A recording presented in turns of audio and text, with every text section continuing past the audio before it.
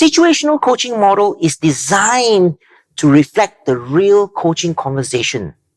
If you look at the model itself, the 6 paradigms of situational coaching,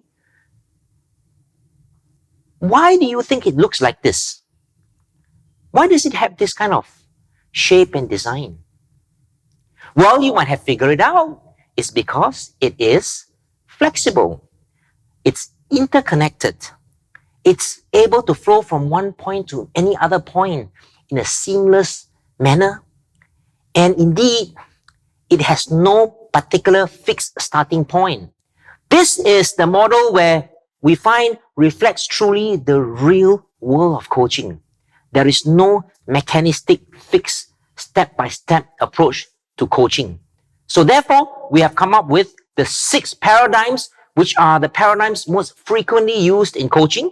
So let me introduce you to the 6 paradigms. The first one is called goals paradigm, and the other one is called exploration, and then analysis paradigm, releasing paradigm, followed by decision and action paradigm. Now, as I said, it is in no particular sequence or order. If you think about the coaching case of John, when the professional HR coach started the session with John, she just asked John, how are things going with you? And John started to say, I'm feeling down, sleepless nights, a lot of complaints from customers. Which paradigm do you think they started off? Well, you might have thought about it. It is going straight into the releasing paradigm where John is starting to release his feelings and emotions. He starts feeling better when his coach understands him, though. And soon enough, his coach asked him, what do you think you could do to overcome this situation? The coach was inviting John to shift now into an exploration paradigm to explore possible solutions and ideas to understand the situation better. And eventually, when the coach asked John, what could you do personally? The coach was narrowing it down, analyzing on what John could do by himself and what difference he could really make in this situation. The coach was moving him to analyze the most important solution that John needed to put in place.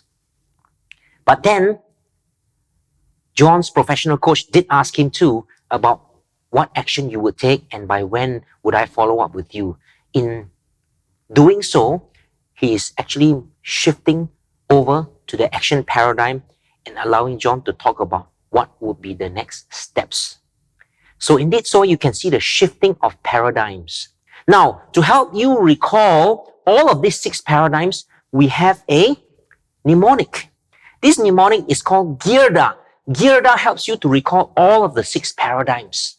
Can we all say it out loud together? GEARDA. Let's do it again. GEARDA. Very good. One more time. GEARDA. Coaching is to gear people up to make the right decisions and action. The G stands for goals. E, exploration. A, analysis. R, releasing. D, decision. And A, action. And so therefore, putting it together gives you GEARDA. Now, in applying the GEARDA model, you could ask many questions to unleash the potential of your coachee.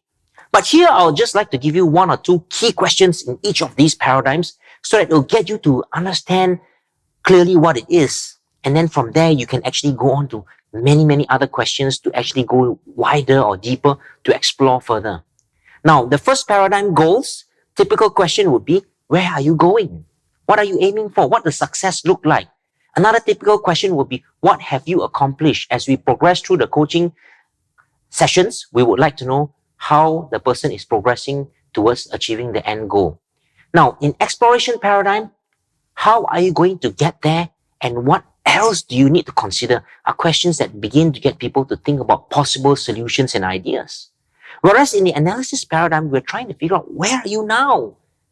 In terms of your current reality, your resources, your capabilities, and what are the best ways of getting there? We're trying to narrow down what is the real root cause, what's the best solution that you could adopt. And then the releasing paradigm is really about feelings. You might recall every now and then in a coaching session with Henry, I asked him, how do you feel about this? I was trying to get him to release all his feelings and his emotions. That helps him to understand himself better and feel better. If someone understands him, he feels way better. Now, and then of course, you can ask, how can you feel stronger, or what feeling would you rather have, so that it begins to reframe from a negative feeling into a more positive emotion.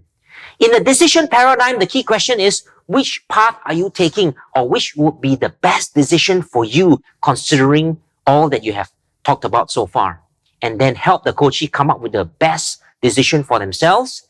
And finally, the last paradigm would be action. What action steps would you take, and by when, would be two key questions to ask. So with these key questions, it will help guide you to apply the situational coaching model. Remember, the important thing is to stay flexible.